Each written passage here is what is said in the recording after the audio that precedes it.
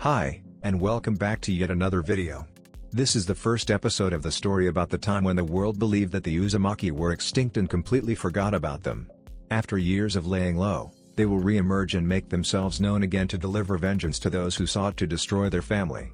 Being descendants of the sage, it is also their task to keep the balance in the world by peace and war. After you've finished watching, please like, share, and subscribe to the channel. Let's get started. Well, the sharp question came from a woman sitting behind a desk. This woman had long red hair that flowed past her elbows. She was wearing a light blue cloak that had the kanji of first at the back. Her face was currently hidden by the hat she was wearing as her head was bowed. There was a man standing beside her, his features currently hidden by the shadow cast by the banner above him. The banner was red and had a circle in the middle. In the circle was a swirl. The person she was addressing wore the standard Onbu attire, except that his was pure black. He was in a kneeling position as he phased through the floor, appearing before the woman. Upon hearing the question, he stiffened, feeling nervous. The woman took notice of this and knew she would not like what she will be hearing next. We found him, Uzumaki-sama. He looks exactly like you described and was indeed in Konoha. From what we have observed, he was not being treated well. We noticed how the villagers glared and cast contemptuous looks at him. The operative paused before continuing. The first time we found him, he was being surrounded and beaten by a group of drunks. While there were many witnesses, nobody was helping him. My team had to pose as Konoha police to stop them and disperse the crowd. We managed to rescue him from several mob attacks afterwards, without the knowledge of the ninja present in the area. The boy is in a terrible state. He is thin and malnourished, hence why he also looked smaller than his age. He does not have a permanent place and sleeps in the darker corner of the streets and alleys, in order to hide himself from the villagers. Your children have stayed behind to fulfill their part of the mission, while I came back here to give you the intel you requested. The woman waved a hand, acknowledging the report. The operative rose and took off his headgear, revealing a face with a dark blue eye, the other covered by his red hair. This man was known as Kaede Uzumaki. He was the head of Storm, an elite organization that only answered to the Uzumaki. The woman sighed as she put down her hat, finally revealing a face similar looking to the operative in front of her. She was none other than Kushina Namikaze ne Uzumaki. First Uzumaki of the rebuilt Uzashiogakur. You did well. I will send a team back with you to fetch him. Right now, I want you to instruct all Onbu, Jounin and Chunin to meet me at the village's main stronghold at sundown. I want all members of Storm present as well. Hi, Uzumaki-sama. The Storm captain bowed and put back his headgear on before disappearing. The person standing beside her bent down and captured the Uzumaki in an embrace, finally revealing his notable features, crystal blue eyes and messy blonde hair that reached his neck. He was Minato Namikaze, Namikaze of Konohagakure. Like the village hidden by whirling tides and its inhabitants, he was believed by the world dead. Scene change: a few nights ago a young boy who looked no older than 4 was running for his life. His most notable features were his blue eyes, blonde hair, and 3 whisker marks on each cheek.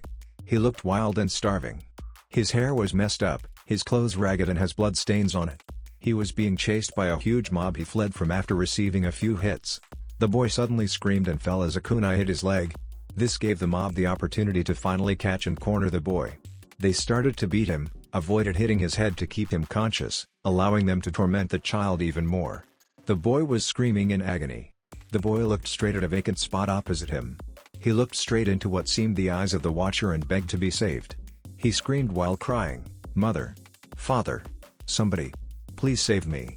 as the mob continued to pummel him. "No! Please, stop!" Kushina woke up screaming. She checked the time and found it was past midnight. Kushina. The man sleeping beside her also awoke that very same moment. "What is it?" "Minato. They're going to murder him. They're torturing him. Okami-sama, we need to save him." "Kushina, please calm down. Tell me what happened." After a few minutes of crying, the distressed redhead finally calmed down and told her husband about the dream she just had. She told him about the boy. She told him about the villagers. She then realized the boy looked somehow familiar. This isn't just an ordinary dream. This is probably some kind of warning or some kind of vision. It's probably happening at the moment or has happened already. Minato absently patted down his hair, deep in thought. "Minato?" inquired the woman, feeling nervous. "Kushina. This may sound odd, but I had the same dream. Just exactly the same as what you have told me." They were silent for a few seconds until Kushina's eyes widened and she screamed, "Naruto! My baby boy's alive. And he is in danger. We must find him.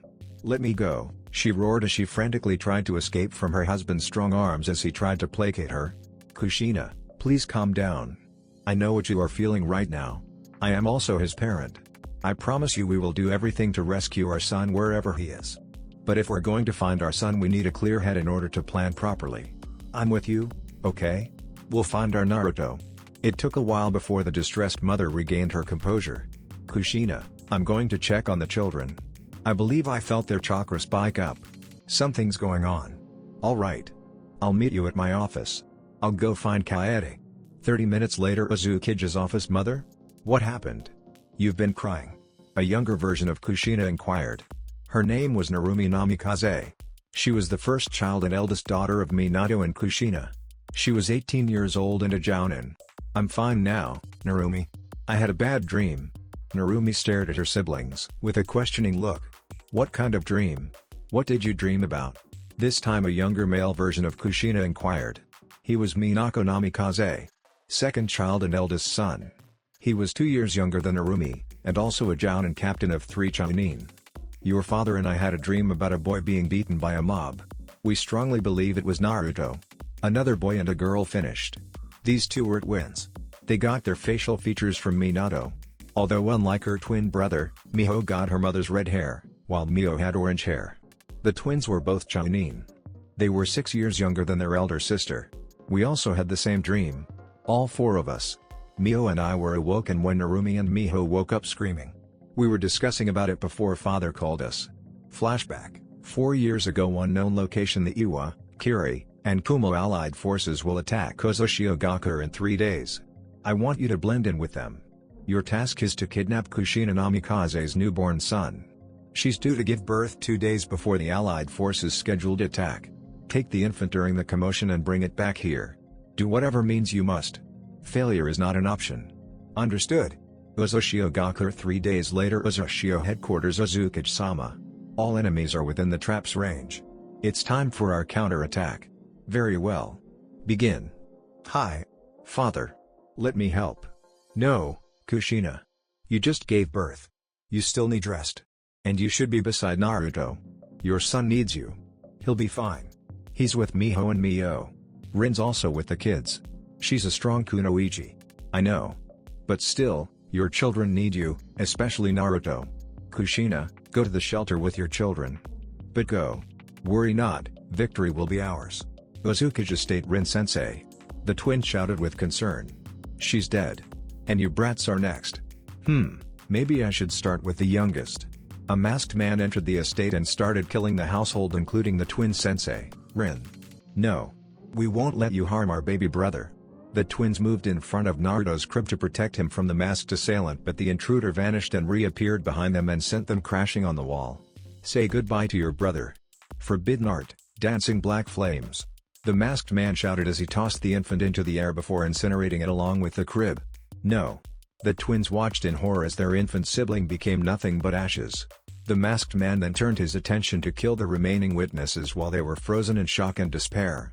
As he neared the two, he felt a huge chakra signature coming and immediately fled the house. 10 seconds later, Kushina burst into the estate and found the dead bodies of her household. She felt a heavy sensation in her stomach as she rushed upstairs to where Naruto's room was. What she saw made her dizzy. Rin was lying on the floor, dead. Tears ran down the eyes of her twins, who kneeled on the corner, paralyzed with fear and despair. At the end of the room, the crib, where her youngest child slept peacefully only a night ago, was now a pile of ash. Naruto. Miho. Mio. Mother. Naruto. Gone. Incinerated, Miho said between choked sobs. Rin-sensei dead. Masked man. He killed our baby brother, Mio whispered weakly as tears came down streaming his face. Kushina fell to her knees as she stared at the pile of ash. Tears began to flow as her body shook, racked by sobs. No. Please, Kami, no. My little Naru-chan. No. Naruto. Uzoshiogakure. 3 days later, dead bodies can be seen everywhere along with debris from fallen buildings. The once strong and standing village were now in ruins. Small fires can still be seen around. The place stank of dead flesh and burnt wood. A small party of Konoha shinobi were inspecting the area, checking for survivors. "Hiroshi, do you see anything?" a man with long, spiky white hair asked. "Nothing, Jiraiya-sama. They're all dead. I can't see a chakra signature. The only ones alive in this area are us," replied a man who had wide eyes with bulging veins around them as he inspected the now ruined village. "What a waste. They were our allies. Sarutobi. I told you they needed our help. If you ordered us to assist, then there might be survivors," a pale man with long raven hair shouted, his words prolonging into hisses as his anger rose. "Shut up, team. If you wanted to help, then you should have gone without us." "Yes, I really should have. But Sarutobi stopped me from going. I was restrained. And you wouldn't even care because you were too busy peeping on women. I would have chosen being branded as someone who disobeys orders rather than someone who abandons their comrades. I thought the Uzumaki clan were strong. But look at them all, dead. The weaklings do not deserve saving," scoffed a man with long black hair and red eyes. "You fucking Uchihas think you're mighty and high. Admit it, Fugaku, you Uchihas are afraid of the Uzumaki clan. They are far stronger than yours. You fuckers hate them because you can't copy their jutsus with your fucking eyes. That's enough, Orochimaru. Everyone. We're going back to Konoha," an old man with a pipe said. "Yes. I've had enough," Sensei Orochimaru spat the word with venom. "I'm no longer affiliated with Konoha. I'm cutting my ties to it from now on. I'm ashamed of a village who abandons their allies," Orochimaru proclaimed as he untied his Hittite and tried to shove it onto his sensei's hands, who would not accept. "I won't allow you to leave, Orochimaru. You are a great asset to Konoha. If you do leave, I will mark you as a missing nin," Sarutobi threatened as he refused to take his apprentice's Hittite. "Fine then," Orochimaru replied as he took out a kunai and made a long gash on his forehead protector, signifying his disowning of his now former village. "Orochimaru, you can't do this," Fugaku exclaimed. "Oh. But I already did. Goodbye, you traitors," Orochimaru said as he morphed into a small white snake and went underground. "He's gone. I can't see his chakra signature," Hiroshi said. Sarutobi sighed. "We should hurry back to the village. We have to inform the council of Orochimaru's defection." Jiraiya refused to leave and waited for his teammate to return, but after a few minutes he too just sighed and nodded to his sensei. And with that, the 4 remaining Konohanin left. Line unknown to the Konohanin, they were being watched. The clan they believed to be extinct were simply hiding underground, protected by strong seals that blocked all senses coming from the outside. The dead bodies that littered the village were in fact the corpses of the Kiri, Kumo, and Iwa shinobi, all dressed up with Uzushio Hittites, clothing, armor, and weapons. Their hairs were dyed red to make them look like the fallen Uzumaki. The ruined city was only an illusion. Only a few buildings were actually destroyed. There were less than 15 casualties, and those were the Uzumaki main branch household. The Uzumaki clan remained and still stood strong. A week before the assault on their village, they were tipped off by someone unknown. They were informed that a combined force of Iwa, Kumo, and Kiri were going to try and assault their village. Driven by fear and envy, they formed an alliance and shared one common goal. That goal was to stop Uzushio Gakure from growing stronger and becoming one of the 5 great nations. Thanks to the warning, they were able to prepare to defend the city and evacuate all villagers to the underground shelters. Despite their victory, the whole clan were mourned for the fallen. Especially the Uzukage's youngest grandchild, Naruto, believed incinerated by a masked assailant. The Uzukage's daughter, Kushina, was still distraught and mourning, but deep inside, she believed that her son was alive. She simply did not have any leads or clues on where to find her little Naruto. And due to the orders of the Uzukage, they were to remain hidden and to wait patiently. There will be a time for them to strike back and unleash their vengeance to those who were responsible of their village's supposed destruction and Naruto's death. For now, they were to make the world believe that the Uzumaki clan no longer existed and Uzushio Gakure were now in ruins.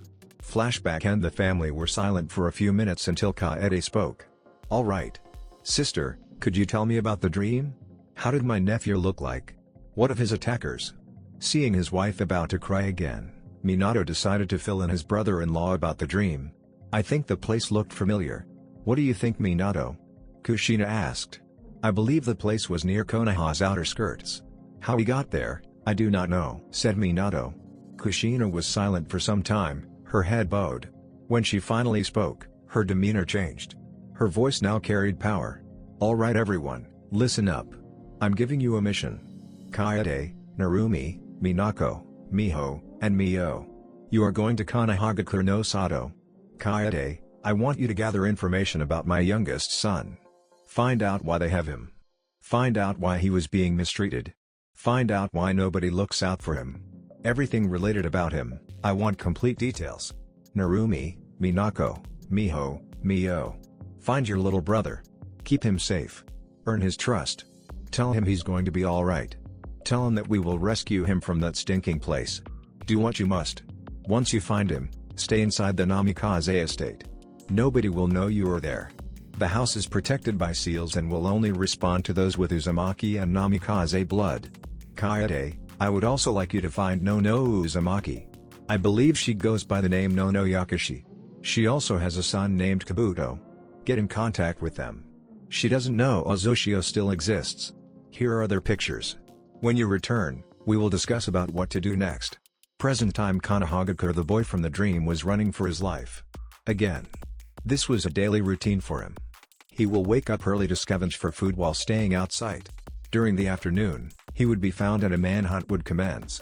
The villagers seem to have some kind of tracking device on him. Every night he will be taken to the hospital to get his injuries treated, only for him to get hurt again the next day.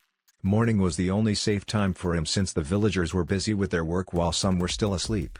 He didn't know eyes always followed him. Eyes from the shadows. Anbu, the black operatives of the village, the ones who tip off the villagers of his location. Unknown to all, 4 outsiders were watching the whole scene. As the boy turned into a corner, the outsiders sprang into action and snatched him away. A hidden seal activated, and a clone of the boy appeared. The watching Anbu failed to notice this as the exchange happened at a blind spot. The mob were none the wiser and proceeded to pummel the clone. Namikaze estate few. That was close. Hey kid, are you alright? Asked the leader of the 4. Yes, whispered the scared and baffled boy. What happened? We were there, and now we're here. We saved you. We used Fuinjutsu that activated once we got you out of there. The seal produced a clone of you. We added a genjutsu to make the transition perfect. It's the clone who they think they'll be beating. Replied one of the 4. Who are you?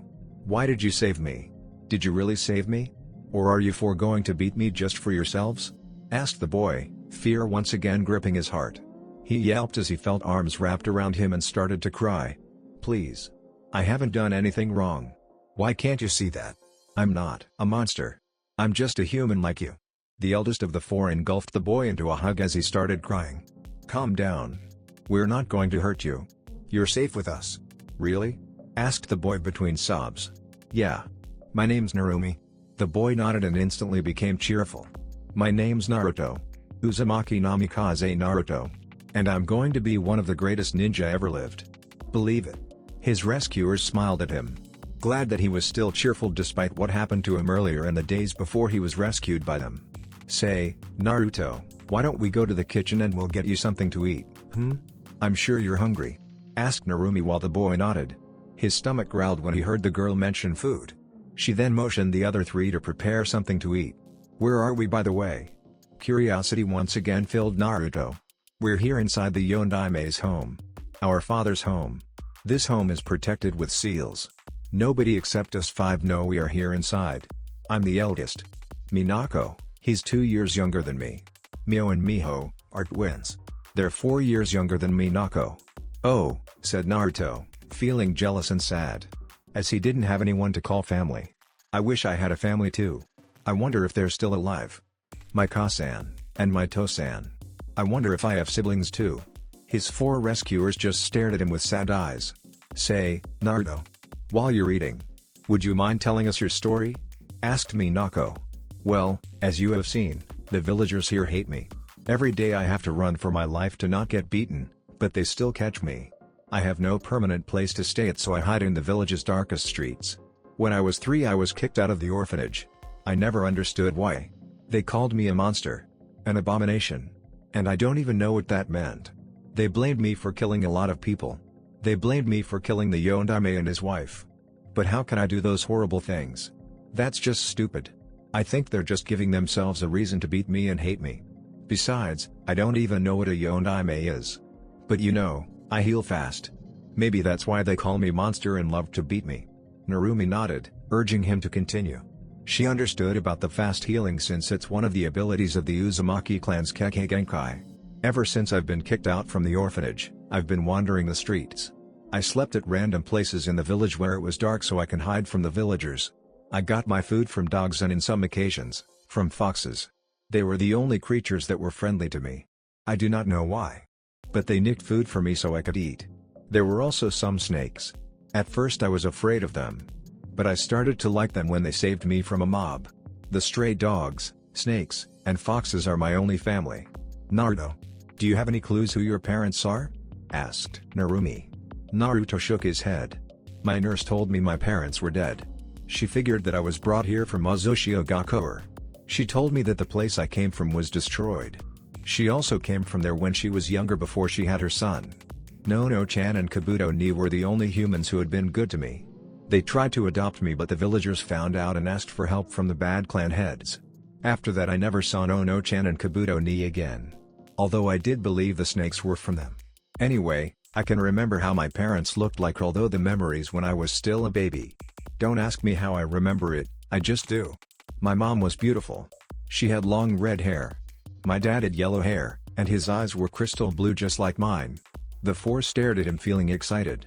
He just described how their parents looked like. You know, I dreamed of them a few nights ago. I was getting beaten by a mob.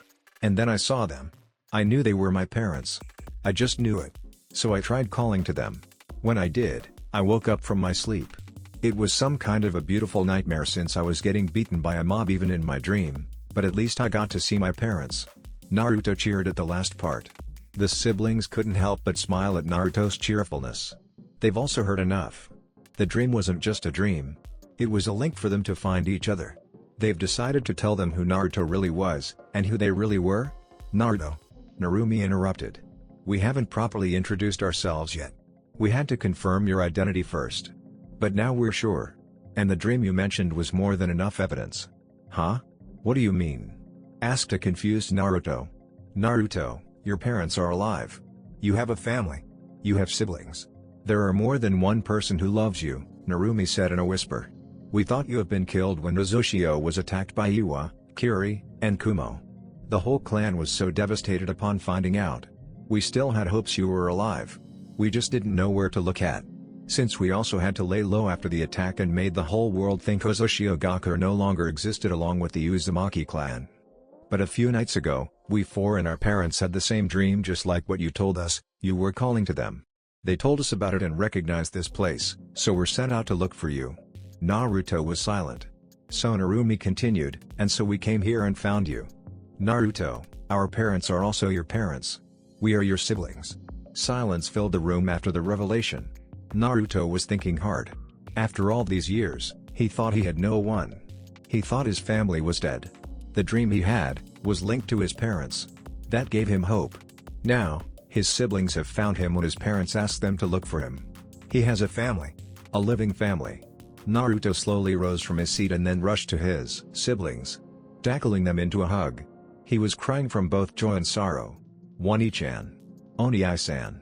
The four went to embrace their little brother. They were finally united. They stayed embracing for about 5 minutes. Naruto was in Kasumi's arms as he cried himself to sleep. The news for him were too overwhelming. For the first time, he slept in peace, knowing he had someone who will look out for him. When he wakes up, he won't have to worry about the mob trying to kill him, for he had a family who will protect him. Narumi carried Naruto to the bedroom and stayed with him while he slept. His head on her lap while she caressed him. Sleep well, Atoto. Uncle Kaede will be back soon. We're going home and our family will be whole again, whispered Miho as she kissed Naruto on the forehead. Back in Uzumaki backstabbing traitors, cried Kushina as she read the files Kaede gave her. She found out that it was the Sundaime Hokage who gave the orders not to help Uzumaki during the day of the attack. It was the Sundaime who made the proposal with Iwa, Kiri, and Kumo to destroy Uzumaki, giving them information on how to get inside the village. She also found out that the same man was the mastermind behind Naruto's kidnapping.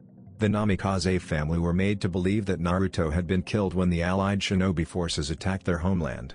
It was part of the plan to kidnap Naruto and destroy Uzushio. The report stated that it was Fugaku Uchiha who broke inside the Uzukage's house, killed the household including the Uzukage's daughter's apprentice, Rin Uzumaki, and cast a strong genjutsu to make the twins see their little brother incinerated in front of them, putting the twins into a trauma that haunted them for a year. Naruto was brought back to Konoha and was used to become the nine-tailed demon fox's jailer. The Ondaime was oblivious to the fact that it was his son he was condemning to a harsh life. The use of the Shiki Fujin cost him his life. The Ondaime's last wish was for the child was to be seen as a hero by the villagers, and not a demon. The Sandaime of course spat on his last wish. He was one of those responsible for the whole village's hate on the boy. It was him who spread the false rumor that it was the boy who killed the Ondaime and his wife, Kushina Uzumaki. Konoha intended for him to become a Jinchuriki, a weapon of the village. The worst part was, Naruto would be a mindless drone, having no free thoughts and only answered to the Hokage. The main conspirators along with the Sandaime Hokage were the village elders Danzo Shimura, Kohari Udatane, and Homer Amito Kato. They were the ones who kindled the fire that was already with the villagers when the Kyuubi attacked and killed their families. That made the whole village hate the boy and gave him a harsh life. It was the council's objective to have the boy beaten and tortured every day so that when the boy reaches the age of 5, they will pretend to be good on the boy to gain his trust and unknowingly play by their hands, following their orders and becoming loyal to the village. Thus making him Konoha's ultimate weapon. A tool who is afraid of getting beaten so he follows his superior's orders. Along with the files were Naruto's medical history. They found out that Naruto had been hurt every day since he got kicked out from the orphanage at the age of 3. They would rough him up and then he'll be healed in the hospital only to get mauled again the following day. It was stated in the files that the Konoha Interrogation Division would try to erase Naruto's memories every time he was beaten. They didn't know that one of the nurses really cared for Naruto and she found out that Naruto remembered everything that was done to him. The boy had a total of about 600 medical records. One of the files was about him getting thrown outside the window of a high-story building when he was 1 year old. Another one was him getting stabbed and electrocuted multiple times, burning his insides. That was when he was 2 years old. Another incident happened during the Fox Festival, October 10, Naruto's 3rd birthday. He was raped by a gang of drunk villagers. The boy had been tortured and beaten physically and mentally by the villagers countless of times. Some of the incidents were not listed with Naruto's medical record. Kushina broke down crying as she read the files. She couldn't believe that Konoha did those horrible things to his baby boy. They did to a 4-year-old. An innocent child. Those monsters. Minato was shaking with rage as he too read the folder's contents. The village he once served betrayed him. The worst part was they defiled his youngest son. They treated him like a monster. They starved him, they tortured him, and they beat him every day. They were molding him to become the village's weapon. Minato hugged his crying wife. They had to be strong for their son. After all, they found him now. They were doing everything they can to rescue him and bring him back to where he actually belonged. To his homeland, Uzumaki. To where his true family lived. 3 hours later inside the Uzukage's conference room. The whole council was silent when Kushina finished telling them about the dream about her son, about the files they recovered, about what Konoha did to their son, and lastly, about Konoha's betrayal to Uzumaki. Along the council with him were all Chunin ranking it up. Most of the council members shook in rage as they listened to their village leader's tale and saw the documents. They finally knew who the mastermind behind Uzushio's supposed-to-be downfall was. They also knew now about what happened to the Uzukage's youngest child. Needless to say, they were disgusted with Konoha. Most of the women in the council were crying as they read the report. Minutes of silence finally broke when someone whispered but loud enough for all of them to hear, "Konoha will pay for their crimes." There was a low murmuring among the council, all of them agreeing. Konoha has stood for so long with their wrongdoings unpunished. When this news goes out, it will spread like wildfire. Soon, all of Uzushio will demand blood. One of the village representatives said. Agreed. But we cannot go to war yet. We must plan this thoroughly. Uzukage-sama's children are still in Konoha. We must decide first about who we are sending with Kaede back and assist the rescue team that was sent, said by one of the clan heads. I second the opinion, said by another one. But who are we sending to retrieve them? Asked by one of the Jonins. I'm going, Minato said. All eyes were on him now. I'm going inside the estate via Hiraishin and then I'll bring the children back here. We can decide about Konoha's fate later once the children are safely returned here. But I'll be needing 5 squads with me. We're conducting a little raid. Minato coldly said the last part. All shinobi present at the meeting wanted to volunteer for the said task. They wished to bring honor to their homeland by avenging it in the Uzukage's youngest son. It took about 15 minutes for the council to make their decision and members for the 5 teams were picked. First squad will go to the Namikaze estate and take all of its belongings. Same goes with the second group going inside the Uzumaki estate. As soon as teams 1 and 2 arrive at their destination, they are to begin immediately sealing everything. The third squad will go to the Hokage tower and take all Namikaze and Uzumaki clans jutsus, and that's ranging from D to forbidden. The fourth group will provide the first wave of chaos while teams 1 to 3 do their work. The fourth squad will blow up the Hokage mountain. More specifically, my face. They think of me as their hero, yet they treat my son like some kind of monster. Those fucking hypocrites. Fourth squad will also destroy as many buildings near the Hokage mountain. Fifth squad will be coming opposite the direction of the mountain, also destroying as many buildings as possible. While we're there, make sure you're all covered up. We're not to use any suit and jutsus to not blow our cover. We won't be wearing Uzushio headbands. Once the first and second squads are done sealing everything, they are to blow up and destroy both Namikaze and Uzumaki estates. Once done, they are to head out to trash the eastern and western part of the village respectively. Kaede and I will blow up the market district and aid other teams via Hiraishin. Once the third group are finished taking the jutsus, they are to blow up the Hokage tower. That signals the end of the raid. Well then, are all instructions clear? Asked Kushina. Hi. Uzukage-sama. While we're going to raid Konoha for a bit, we'll bid more time and hasten strengthening our forces. We will gather some allies as well before we truly destroy Konoha. And if I remember correctly, Orochimaru is and still remains a friend of the Uzumaki. We also need to get in touch with him. That is all for today. The council look forward to Naruto-sama's retrieval. Very well. We will meet again once my baby's back in my arms. This meeting is adjourned. 2 days have passed since Naruto was found and rescued from his attackers. He had a great time spending with his siblings. He'd been told not to go outside for his own safety. His siblings transformed into normal civilians to buy him food and some clothing. During those 2 days, the Namikaze siblings shared each other's stories. Naruto was told about his homeland. He was also given information about his heritage. Thirsty for more knowledge, he asked about their parents and their connection to Konoha. With proper care and rest, Naruto's wounds healed properly. His malnutrition was being treated now that he had access to vitamins and medicine. He had 3 full meals and was allowed to have snacks whenever he wanted to. Of course, being the children of Kushina and Minato, Naruto was introduced to what the family considered food of the gods, ramen. At the moment he had instant ramen, while promised to be treated to the real deal. Ramen by the Ikirakas. He learned that the Ikirakas were originally from Konoha as well. Line it was 3 in the morning. The Namikaze siblings were all packed and were waiting for their uncle's return. There was a flash of yellow and soon Naruto found himself staring at a man who looked exactly like him, except that he was older and his hair was longer. With him was a man with red hair, who looked like Narumi. Accompanying them were 4 more people wearing long coats with hoods. They were also wearing masks with nothing but a blank design on it. All of them were dressed in black from head to toe. The blonde man nodded to the 4 masked men and ordered them to move. The 4 scattered around the house and began sealing everything in it. "Tosan?" the young blonde asked, still gaping at the man.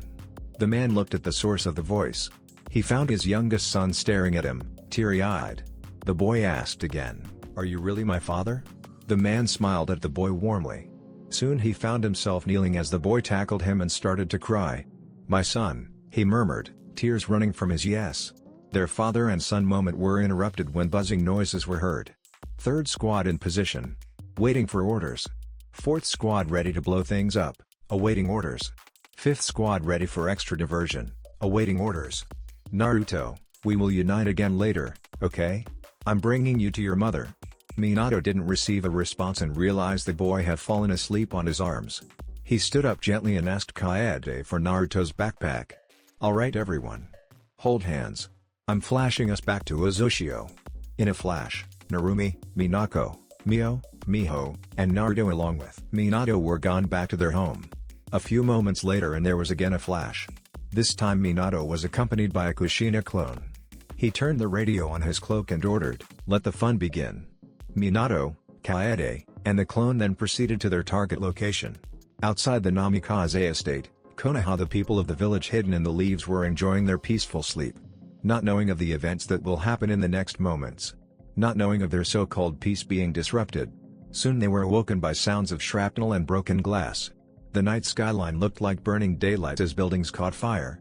The earth shook as the Yandemi Hokage's face sculpture blew up, crushing nearby buildings in the process. In the opposite direction of the Hokage mountain, explosions were also everywhere.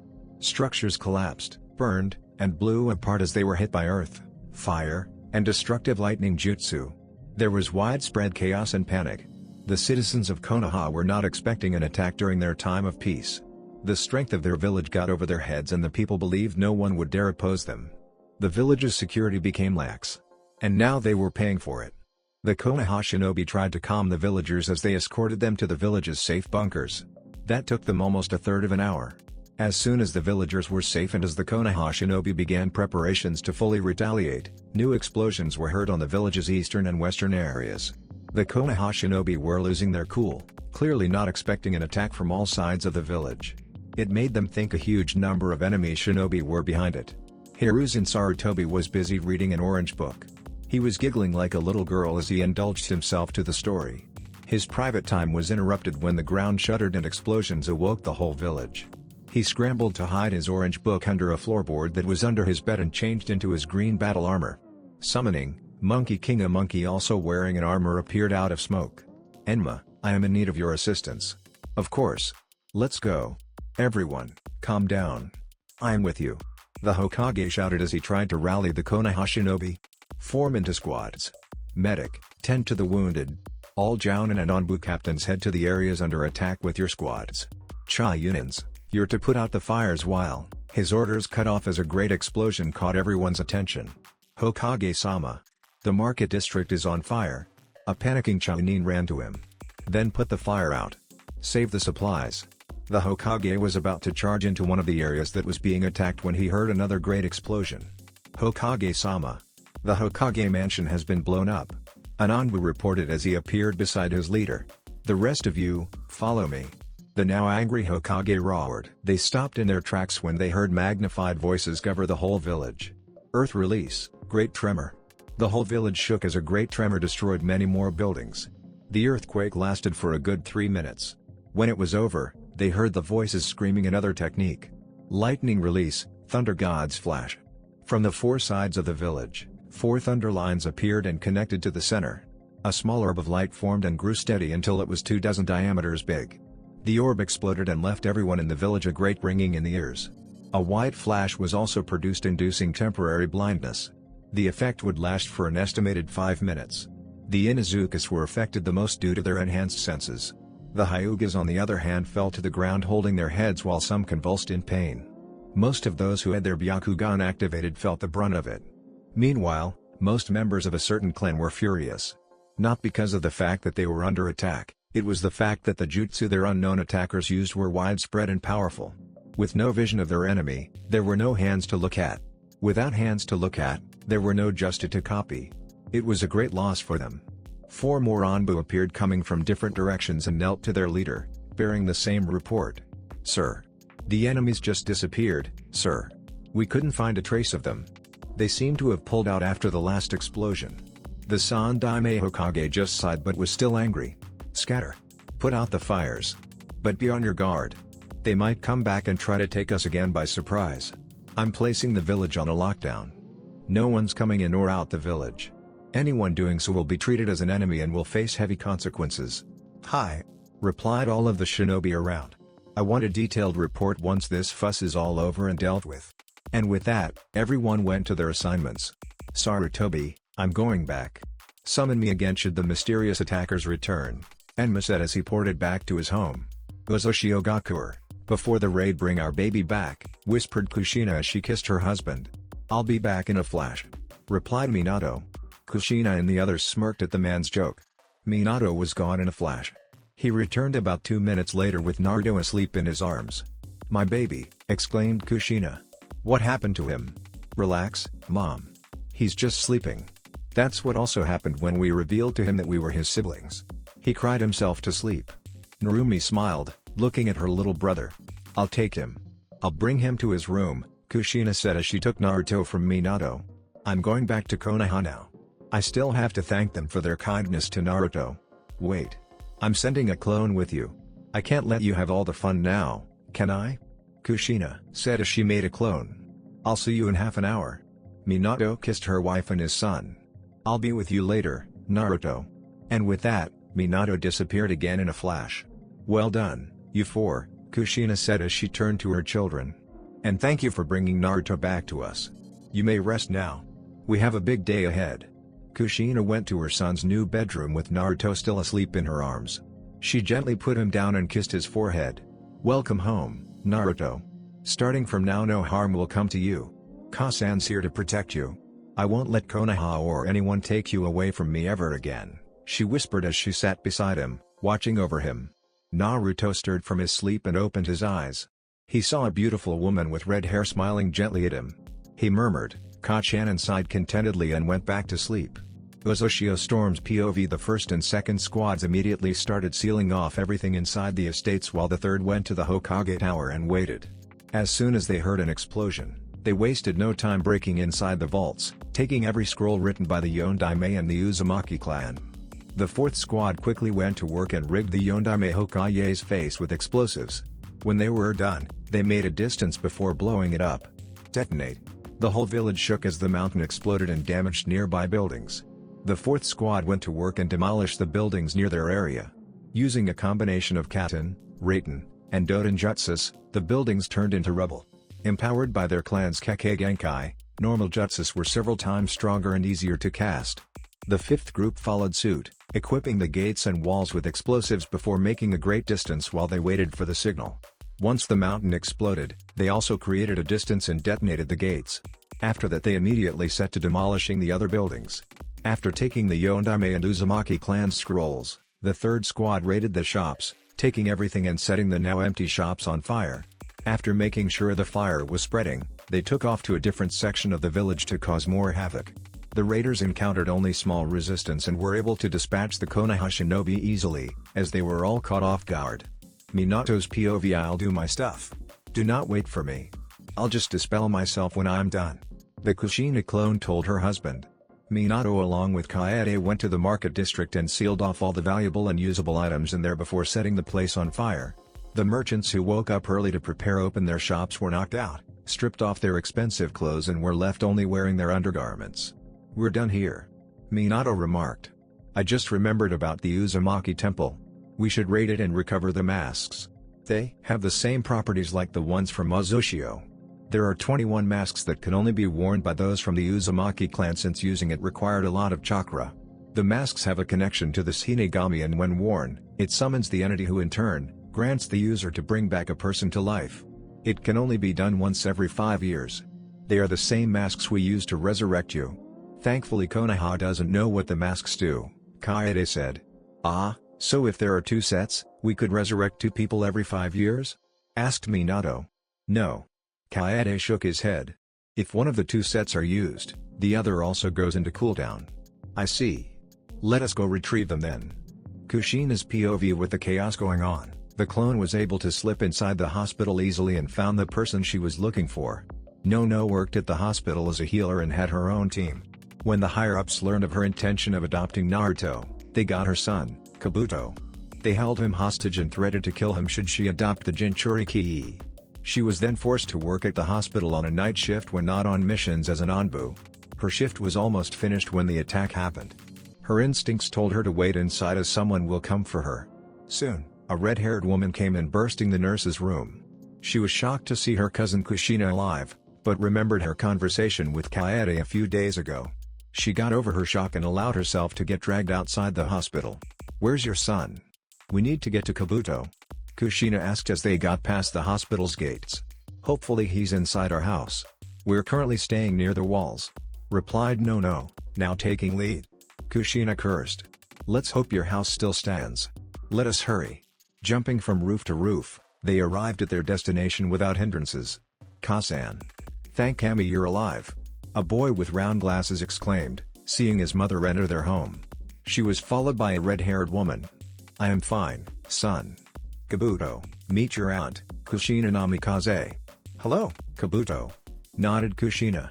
No, I thank you both for helping my son despite Konoha's efforts to keep you away. We're a family. We're supposed to help each other. I must say, I didn't know he was your son." although I knew he was also an Uzumaki. Still, thank you. Now, I'm sure my brother has told you about Uzushio. Yes. I was very happy when I found out. Even for a second, I didn't doubt Kaede. How is my sister doing? Nami is doing fine. She's running a bookstore back home. That's great. I wish I can see her again soon. You will, cousin. But not yet. There's something I wish for you two to do. No tried not to frown, realizing that her cousin was addressing them as the Uzukage. What is it? Uzushio Gakure needs you two to spy for us. Can you do that? Of course. You can count on us. Thank you. I shall take my leave. I still got to pay the council elders a visit, Kushina said as she got up. As she opened the door, she remembered something. Oh. And no? Yes? Seal up water that should last for, say, 3 months. In 30 minutes, clean water will not be available for the village. I apologize in advance for the inconvenience it will cause you. Line during the confusion, Kushina was able to slip inside the homes of Danzo, Koharu, and Homura. With the chaos going on, the houses were empty. Danzo was no doubt underground barking orders to his private army, while the other two were hiding at the village bunkers. Kushina went undisturbed as she drugged every single stock of food and drink in the 3 houses. The poison would put them into a coma for 5 years. Upon waking up they will later learn that no matter what they do, they won't be able to fall asleep anymore. Should they take forced sleeping jutsus or sleeping pills, they will only get a major headache. Only a certain sanin could heal them and remove the poison's effects. It was unfortunate that that person was far away from Konoha. Kushina then went to the Hokage's house and raided his bedroom. She found nothing of importance but saw a pile of orange books and set them on fire. Finally, Kushina headed to the village's water supply station and took out some special scrolls. She threw one inside each tank and from it, several gallons of purgatives came out. The special scrolls would eventually vanish after a few hours. Some would think it was a stupid childish prank, but it was a serious act of sabotage. Her job done, she dispelled herself. The real Kushina was humming to her youngest when she received the clone's memories. She could not help but laugh maniacally. Thankfully, Naruto remained asleep. Her 4 older children who were still awake heard her mad cackling, getting chills down their spine. Somehow, they knew that Konoha was not just raided. Minato, Kaede, and Storm's POV sir. The Hokage mansion will explode in about 2 minutes. One of the teams reported. Minato nodded. Squads 1 to 4, move to your positions. Hi. Sir, we are in position. Good. Minato looked at the building he once considered his house when he was still a leader of the village he was now raiding. Wait for the explosion. Now. Earth release, great tremor. 3 minutes later, they called another jutsu. Lightning release, thunder god's flash. While the leaf shinobi suffered from the temporary blindness, the Uzunin rushed to their rendezvous point somewhere in the forest. Ordering everyone to link arms, Minato flashed them back to Whirlpool. Uzushio Gakure, the shinobi forces of Uzushio, awaited the return of the raiders. When they saw a yellow flash, all of them cheered and congratulated everyone for the successful operation. The teams then went to deposit everything they looted. The weapons and armors were brought to the research facilities to be melted and used later. The other various items were also brought to their centers. Only the clothing remained to be donated to the hospitals and the orphanage. Later that morning, Naruto woke up feeling like Christmas arrived early. He remembered seeing his parents the night before. Good morning, Naruto. Naruto was alerted to such a melodious voice. He rose into a sitting position and focused on the beautiful red-haired woman smiling warmly at him. His heart beating fast, Naruto asked tentatively. "Kasan?" The woman nodded, her smile widening. The boy jumped up and tackled her into a hug, all the while screaming, "Mother!" Mother and son hugged each other contentedly for several minutes before their moment was interrupted. Kushina giggled upon hearing her child's grouchy stomach. "Come now, Naruto-kun, let's get you breakfast." "Good morning, Naruto, how was your sleep?" a voice asked. Naruto looked up and squealed, seeing it was his father, Tosan. "It was great. It's the best I've ever had, Dadabayo."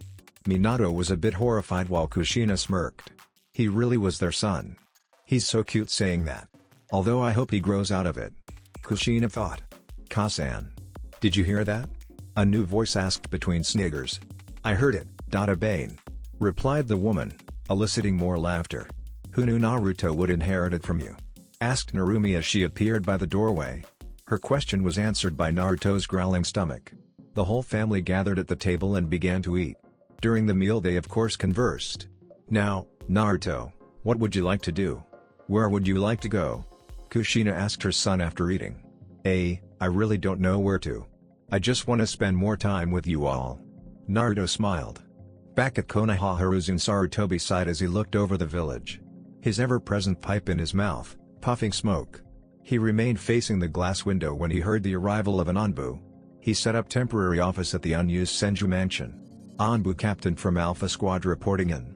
As of this moment, the damaged infrastructures are the Yondaime Hokage's face sculpture, the main gates, the whole market district, Namikaze, and Uzumaki estates, the Hokage Tower, and several hundred homes, with numbers still rising. As for the items, we lost everything from the shops. Upon investigation, we also found the Namikaze and Uzumaki estates emptied before they were blown up. At the Hokage Tower, we found the vaults unharmed safe too. The vaults owned by the Namikaze and the Uzumaki were found open and empty. Upon further inspection, we found remains of explosive tags that blew the whole tower. Sir. The Hokage sensed the arrival of another Anbu and beckoned him to speak. Anbu captain from Gamma Squad reporting in. The determined time when the raid started is 5 minutes past 3 o'clock in the morning. The attackers are yet to be known, as their clothing had nothing to indicate which village they were from. All wore plain black shinobi clothing from head to toe. Their numbers are estimated to have been at 300. The raid lasted for 25 minutes, concluding at 3:30 o'clock. Sir. A third Anbu appeared, also bearing news. Anbu captain from Beta Squad reporting in. We now have the fires under control. Including the Namikaze estate, Uzumaki estate, and the Hokage-do, we have 309 buildings in ruin. The number of injured personnel and villagers combined reached 1,000 less 22. There were no confirmed injured or fatalities on the enemy side. Surprisingly but thankfully, we also have 0 casualties. The enemy focused on destroying buildings and mainly on that. Our forces didn't have the chance to battle them and figure their battle strengths and capabilities. The ones who tried have been found knocked out. It was surprising they weren't killed. Sir. The Anbu captain finished. The old leader closed his eyes and sighed. Very well. Dismissed. Hiruzen prepared himself as he exited his temporary office to face his old teammates, the clan heads, and the civilian council. There really wasn't a civilian council per se, and they obviously had no power over him. They were consisted of the wealthiest merchants and landlords who brought huge income to the village. The Hokage simply did not bother to correct their assumptions and allowed them to some meetings that were not important, which were few. All they did was complain and request for favors. After repeating what the Anbu told him, the Hokage waited in resignation as he watched their faces. No doubt, they were going to explode as soon as his words sunk in. He really hated their whining, especially the Uchiha, the Hyuga, and the civilians. It is very clear, began Danzo Shimura, that Iwagakure is behind this. They hate the Yondaime for what he did. It would seem that they were still hell-bent on avenging the army Minato destroyed using his Hiraishin. With him dead, they figured it was time for them to strike back and restore their strong image. But we will not let them go unpunished. We must go to war. His statement caused a few murmurs of agreement. Now, we must not rush into conclusions. Hiruzen immediately responded, before more of them could voice their agreement. It could be Kumo. Suggested Hiyashi Hyuga. You know them. They wanted our bloodline. They must be exacting their vengeance on us. Just because they tried to kidnap your daughter before that doesn't mean they were the ones responsible for this. Iwa is responsible. Countered Danzo. I agree with Danzo. But not with the Iwa being responsible part, Sarutobi stated. The Yondaime Reikage holds a strong and high amount of respect to our Yondaime. I strongly doubt he would stoop so low just to destroy his monument and rob his prize jutsus. But what about that last technique they did? The Thunder God's Flash? Don't forget the Earth technique that lasted 3 minutes. They must be skilled in Earth style to do that. Iwa is also a suspect. It could have been both Iwa and Kumo. Inoiki Yamanaka proposed. There was another murmur of agreement. This could be the work of a smaller village. Why, you ask? They want the world to recognize them by attacking us, one of the great nations. And by taking some of our scrolls, they will add it to their own arsenal to use it against us. Shibi Aburame added his input. What a drag. Thought Shikaku Nara as he looked at everyone. Only Chozo Akimichi seemed uncaring as he munched on his barbecue. Fugaku could only huff in annoyance. It was his clan's duty to guard the village. The Uchiha clan, after all, was the police force of Konoha. His clan's pride took a great wound for having been successfully caught off guard. The village was attacked right under his nose. It happened to be his shift that night. Any more ideas? The Sandaime inquired. The enemy did a great job, if I may say. They were able to mask their appearances well. Even our Byakugan cannot see through them. Hiyashi paused before adding, no doubt by some kind of seal. I agree. Tsume nodded. Even our noses with the help of our partners cannot find the trail of their scent. They just vanished. We were able to track them to the forests outside the village, but their trail simply vanished. The frustration was clear in her voice. We must figure this out soon. If they were able to do us this great damage in 25 minutes, imagine if they launched a full-scale attack. Chosa finally spoke, having finished his snack. We still have no idea if this was the work of a big village. It could have been an upstart group forming into a small village. It could be possible that this was a full-scale attack. No. Countered Shikaku. There were no casualties. This was only a raid. And this worries me. Great village or not, these unknown enemies are fully capable. In half an hour they were able to demolish several hundred buildings and take a lot of valuable items, including some treasures from the Hokage office. Once they were done, they were able to leave without any kind of traces. Everyone went silent, nodding to his words. The Nara continued, I've come to the conclusion that the raid's purpose was to send a message. But what is that message, exactly? He asked rhetorically. It is obviously related to the Yondaime. What annoys me is that I cannot figure it out. We could also consider Kuma and Iwa as suspects. But we cannot be sure. They could be rogue shinobi. Based on their last two attacks, only those who have natural affinities on earth and lightning could have done that. We will consider that. Thank you, Shikaku. We will also try to decipher this message. The Hokage nodded as he prepared to stand up. Hokage-sama. What about our destroyed and looted shops? We will need help for recovery. One member of the self-appointed civilian council butted, much to the annoyance of the shinobi present. Indeed. In my case I only had one shop and that was my only means of earning money, said another. He was nearly into tears. Several of my apartments were destroyed. I will be needing help as well. Another one said. Worry not about your businesses. We will provide assistance for repairs and lost valuables, placated the Hokage. We can figure things out and especially that message the enemy were trying to convey. We will focus on our village's repairs and increase of defense, Sarutobi concluded. Everyone nodded and left for their homes or what was left of them. You have failed your duty. Koharu reminded Fugaku, who was one of the last persons to leave. Do not fail next time. Added Homura. Fugaku seethed. They were insulting his clan. Now, my friends, let us not blame the Uchiha police. All of us were at fault. We became too arrogant and proud, believing nobody would dare attack us. We were caught off guard. The Hokage said in a patronizing manner, angering the Uchiha further. Dismissed back in Uzumaki, word about Naruto's return traveled fast. After the meeting, the story of his life in Konoha spread like wildfire. Naturally, everyone felt sorry for him and wanted to deliver bodily harm to every single person that was affiliated with Konoha. Of course, they were also happy upon finding him alive and now back to the village. The village put it upon themselves to throw a grand celebration for the youngest Uzumaki heir's return. The people of Uzushio were eager to show Naruto that they were different from Konoha. He will be welcomed as a hero for being the Kyubi no Yoko's jailer, treated with respect and as a normal person. Not because he was the son of the Uzukage, but because he was also a human being like them. The Uzumaki Namikaze family spent their morning walking around the village. Everyone they passed by waved or bowed to them, to which they gladly returned. Some of the people were pointing and whispering at Naruto excitedly. The boy felt nervous at first, thinking that they were hostile towards him. Eventually he realized they were not and were smiling at him, greeted him like they did to his family. Some girls they passed by pointed at him and began squealing on how cute he was. Naruto's eyes widened in confusion, something the young females found even more adorable. His siblings of course noticed this and took note of it for later teasing. Hey! Just like his old man. Minato thought with a smug grin. He'll be a chick magnet when he gets older. If he's already making girls swoon at this age, I wonder when he grows up and starts to develop his body from training. I'm so proud. Humph. I need to watch out for my Naruto-kun even more. In no time girls will soon flock at my baby. And then soon they'll have kids. And then they're going to take my baby from me. No. Kushina shook her head. Naruto then asked if they could go to the bookstore.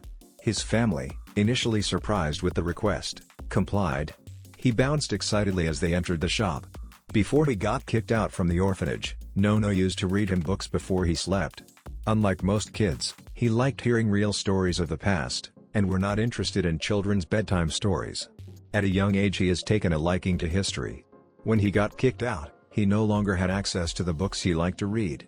The librarian refused to allow him entry whenever he paid a visit to the Konoha library.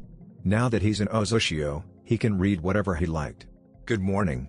How may I help you?" the store manager greeted, keeping her eye on the giddy boy who entered her shop. Naruto returned a shy greeting before running off to pick the books he wanted to read. "Uzukage-sama. How may I help you?" the now astonished woman asked as she and her family followed after the boy. She knew that the Uzukage didn't like reading that much, so it was a surprise to her. "Hello. My son requested that we visit your bookstore. Can you help him pick out some reading material? Preferably history as he's into the topic." "Son." The clerk thought for a moment before a memory clicked. "Naruto-sama. Of course, ma'am. Please have a seat while waiting. Also feel free to check out our books, our new stock might interest you," the lady said before walking off to assist Naruto. Naruto was currently dragging a basket filled with books entitled, The History of the World, From Man to Shinobi, The Birth of Ninshu, Hagoromo Otsutsuki, Rikudo Senin, The Five Great Nations, The Great Shinobi War, The Second Shinobi War, and The Third Shinobi War. He was currently staring at a shelf with some weird writings. He was fascinated by the intricate markings in it. "Ah, Fuinjutsu," the clerk said as she stood beside him. "Please let me carry the basket for you, Naruto-sama." Naruto could only stare at the woman, unused to people being kind to him. Neither to being called with respect. He was more familiar with the term demon brat than Naruto-sama. Reluctantly he gave the basket to the woman for him to carry. "I apologize. I haven't introduced myself yet. My name is Nami." The woman smiled. "That, Naruto-sama, is the shelf for Fuinjutsu books. We Uzumakis are feared of our Fuinjutsu. We excelled at it. I'm sure you will become a seal master in no time once you started learning it. Would you like to have them?" "Yes please. I'll have the introduction to Fuinjutsu, basics of Fuinjutsu, beginners please." "Thank you. Such a polite boy." She smiled as she reached for the mentioned books. Naruto was too small to reach the higher shelves. "Is there else anything you'd like, Naruto-sama?" "These will do. Thank you." Naruto replied as they walked to the counter to pay for the books. "Uzukage-sama. Your son is an interesting one, he is into informative books at his young age. He's also interested in Fuinjutsu. Your total cost for the other books would be 8,400 yen. As a welcome present the Fuinjutsu books are free of charge." Nami grinned. Naruto widened his eyes. Back in Konoha, everything cost more than 10,000 yen. They always sold him overpriced products. He remembered that one time he bought a bottle of water and was charged 13,000 yen. "Hey, are you sure, miss? I can have the other books for free? Wouldn't you lose your business?" the boy asked timidly. Nami smiled kindly at him, telling him that it won't lose her business. "Consider those books as gifts, Naruto-sama. Welcome back to Uzushio Gakure." To everyone's surprise Naruto tackled her into a hug. "Thank you. Thank you. Thank you. You're so kind." The boy blabbed rapidly, trying not to cry. "You're always welcome here in my shop. You can have any book you like with discounts." The boy was still expressing his gratitude after his mother paid for his purchases, stopping only when he heard a growling sound caused by his stomach. As promised by his siblings, they introduced Naruto to Ichiraku's ramen. Kushina was excited for her son to try it. After all, it was her favorite food and to her there was no other greater than it. 6 months after the supposed destruction of Uzushio Gakure and extinction of the Uzumaki clan, the Ikirakas tried to live their life normally without their frequent customers. The death of Kushina and her children hit them hard. They mourned for the loss of a great clan. After their death, the Ikirakas eventually saw Konoha's dark nature, and were sickened by it. One evening as they were closing shop, a man asked them if they wanted to leave Konoha, offering a better place. They were promised a better life and a bigger restaurant to start with if they left and moved to the man's country, as per his leader's request. Naturally, Tucci and Ayame wondered who the man's leader was and his country of origin. However, the man would not tell as it was a secret and will only be revealed when they agree to his terms. Having enough of Konoha, Tucci agreed. The father and daughter were overjoyed upon learning of Uzushio Gakure's status. As promised, they were given land enough for them to build a decent house and a huge restaurant. To show their gratitude, the members of the Uzumaki Namikaze family were given discounts every time they visited. "Hey, old man. Kushina greeted as she entered the restaurant followed by her family. Uzumaki-sama. Tucci bowed in turn as the newcomers occupied a table. Aw, come on. Don't call me that. I'm your #1 customer. Let's get rid of the pleasantries, you know? You're like family to me. Hee hee hee. Sure thing, Kushina-san. What would you like to eat? Tucci asked as he approached their table and gave them the menu. For starters, we'll have 5 bowls of Kushina, special for each of us. And an even bigger bowl for my baby boy here. Kushina grinned, patting her youngest son. Tucci wondered as his eyes landed at the boy. Blue eyes, yellow hair, mini version of Minato. Naruto? It's you. You're back. Welcome back. I'm Tucci Ichiraku. Tucci beamed as he excitedly shook Naruto's hand. A girl came out from the kitchen having heard her father shouting. Ayame-chan, come here and meet our #1 customer's youngest son, Naruto. Her father called. Hello, Naruto-kun, it's good to finally meet you. I've been thinking about you a lot lately. I'm Ayame, Ayame said hugging the boy as she was too excited and thought Naruto was cute. Said boy blushed at the girl's action. He wasn't used to being talked to nicely by people and didn't know what to say. More so, he was used to receiving bodily harm. Warm hugs were a new thing for him. What would you like to eat? Ayame stammered, face flushed. She just hugged him. Tucci and the Naruto's family noticed this of course, and laughed at the two's expense. They already placed their orders. Here, they'll have 2 bowls of Kushina special each and an even bigger bowl for Naruto-kun here. Hi. I'll be back at the kitchen. Ayame hurriedly walked away, still blushing madly. Tucci-san, prepare some food for you and Ayame-chan as well. You're joining us to lunch, Kushina said. Hi. I'll prepare the food. Please enjoy the television while waiting. Thank you, Tucci said as he retreated to the kitchen. Naruto-kun's got a crush on Ayame-chan. Miho and Mio chanted. Say, Atoto, do you think she's pretty? Minako teased. Well, yeah, Naruto mumbled. What? You think she's pretty? Narumi repeated the question while stifling her giggle. What? No. Her brother quickly denied. So she's ugly? No. She's very pretty. And I think she's cute when her face got red. I mean, wait what? Got you. Narumi and the others were now laughing as Naruto's face reddened in embarrassment. The young girl was listening to the conversation outside. Aww. He thinks I'm very pretty? And he also called me cute? Oh my. Ayame thought before fainting. Her father noticed and caught her before she hit the ground. Oh my. My daughter has a crush on the Uzukage's youngest son. I was starting to think my Ayame-chan was a tomboy. Tucci thought, chuckling as he propped her daughter on the couch and went back to preparing their lunch. A few minutes later Ayame regained consciousness. Ugh. What happened? You sort of fainted. His father snickered. Come on now, let's serve them their orders. Try not to faint again, okay? Ayame scoffed. Aww. My daughter's finally growing up. Ayame-chan's found her soulmate. Tucci wiped a fake ear. Tosan, Ayame yelled indignantly. Your orders are here. Tucci proclaimed as he and his daughter placed the food on their customer's table. And here's a very special bowl for our newest customer. The Namikaze family and the two Ikarikas ate their lunch and shared stories. Naruto had stars on his eyes as he ate his ramen. He took his time savoring the flavor and felt each string of the noodle. He instantly fell in love with Ichiraku's ramen. Several bowls later, Naruto felt sleepy from eating too much. That was awesome. Thank you for the food, Naruto said as he tried to stifle a yawn. He's also cute when he's yawning. He looks so innocent. Ayame thought. Naruto caught her staring and stared back, then showed her his best smile that will make all ladies swoon.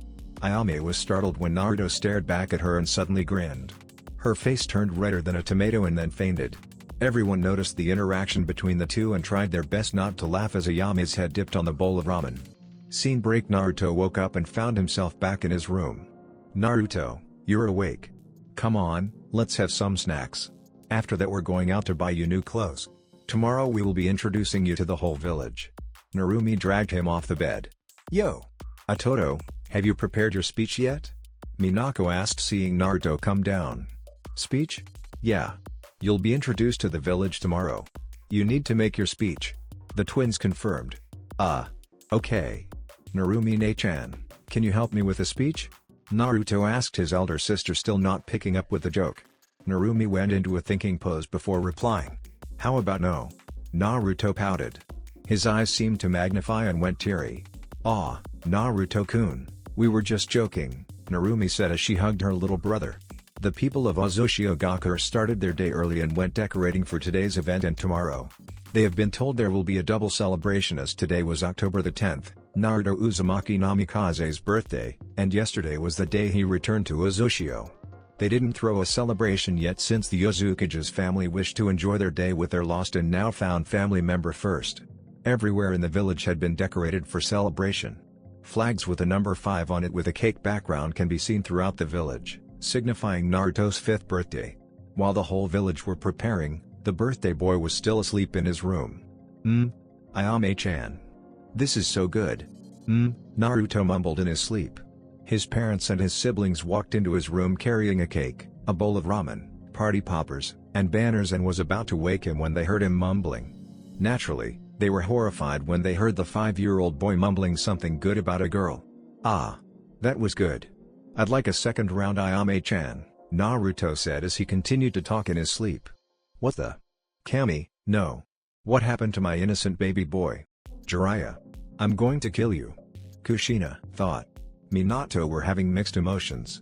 He wasn't sure if he should laugh or be angry. Naruto's siblings however were trying hard not to laugh while their mother looked horrified. "Ayame-chan. Ichiraku's ramen is the best. This is indeed the food of the gods. I will always eat here. Can I have a third bowl?" Naruto asked in his sleep. His siblings and his father burst laughing while Kushina looked relieved. Soon she joined laughing while Naruto enjoyed having ramen in his dreams. "Ramen. Naruto mumbled as the smell of ramen that was being held by his mother reached his nostrils. "Naruto-kun." His mother called. Naruto-kun. More ramen. Wake up." "Huh? It's your birthday." "Your birthday? Happy birthday to you." Naruto sang, still asleep. "No, it's your birthday," Kushina giggled. "Happy birthday to me," Kushina laughed. "Naruto-kun. Wake up." Finally, Naruto woke up. "Ka-chan. To-san. Narumi-nichan. Minako-nichan. Miho-nichan. Mio-nichan. Good morning." "Good morning, Naruto-kun," they all replied. "Happy birthday." "My birthday?" Naruto asked, smiling. His eyes widened as realization hit him. It was his birthday. It was his birthday. Bad memories came flooding back as he shook his head and started to panic. No. Please, don't hurt me. Please leave me alone. I haven't done anything wrong. I'm not a demon. Go away," Naruto cried as he tried to hide himself in a corner cowering in fear. His family stopped dead in their tracks as they watched him. "Oh my god. What have they done to my baby?" Kushina whispered. As a mother, the pain she felt was doubled. Watching her son cowering in fear during his birthday when he was supposed to be happy broke her heart. "Naruto-kun?" his siblings asked with concern. Narumi and Miho also started to cry for their little brother. Minato's mind was racing. His blood boiled. What have they done to my son? The village that I laid my life for did this. I'm going to kill them. I'm going to kill them. Konoha. You're going to burn. Unconsciously, he was releasing a huge amount of killing intent that made his son cry even more. Please don't hurt me. Naruto pleaded as he felt a huge amount of killing intent. His mind brought him back to Konoha and started to see a huge mob trying to kill him. To-san, please calm down. You're scaring Naruto-kun even more, Minako said as he tried to calm his father. His father was shaking with rage. Minako and Mio also seethed but managed to calm themselves. The mother was the first to recover. Although she still felt heartbroken seeing her son like that. Naruto-kun. Please don't cry. We're not going to hurt you. Kushina tried to comfort her son as she slowly approached him. Kansas Ka-chan? Is that you? Naruto asked as he felt someone approach him. Yes, Naruto-kun. It's Ka-chan, Kushina said as she took her son into her arms, hugging him tight. Ka-chan, they are going to kill me. They are going to kill me. Ka-chan, I swear, I haven't done anything wrong. Tell them I'm not a demon. Please tell them to stop hurting me, Naruto sobbed. I will, Sochi, I will. They won't hurt you anymore. You're safe, I promise. I won't let them hurt you. The day was supposed to start off good. But Naruto's family didn't realize how deep his wounds and fears were. Kushina then recalled Naruto's medical files when Kaede gave it to her. More than 25% of them were dated October the 10th. Promise? Yes, Sochi-kun. That's a promise. Okay. Replied the boy as he finally smiled, believing his mother's words. Now Naruto-kun. You should blow the candle and make a wish. Minato indicated the cake as he tried to lighten the mood. Yeah, and your ramen's getting cold. Narumi added. Naruto's stomach replied by growling. Oh yeah. I dreamt I was eating ramen. Narumi and Miho giggled. Yeah, we heard you. We also had this ramen cooked by Ayame-chan for you. I'm sure you'd love it. Of course. Bio. Naruto cheered, getting back to his usual happy and cheery self. His family sang happy birthday and then the boy blew the candle. Naruto then began eating the huge bowl of ramen. In a few minutes the bowl was empty. Ichiraku's ramen is really the best. Of course. Bane. You can have more later. Let's go downstairs and get you prepared for today's event. Oh yeah, Naruto-kun, have you prepared your speech yet? I'm sure the girls in the village would like to hear your speech, especially Ayame. Minako asked while his other siblings snickered. What? I thought Narumi-chan said that was a joke. Naruto pouted as he blushed with the thought of Ayame wanting to listen to his speech. It was. Ha ha ha ha. His siblings laughed. Enough of that, you four. Let's go downstairs, Kushina scolded as she carried Naruto and left the room followed by Minato. The four soon followed after their parents while still snickering. Their little brother was too easy to tease. Hello, Naruto-kun. Happy birthday.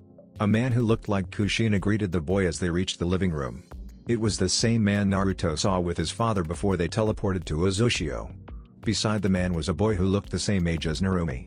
His hair was long, touching his shoulder blades. Like most of the Uzumaki, he too had red hair. Hi.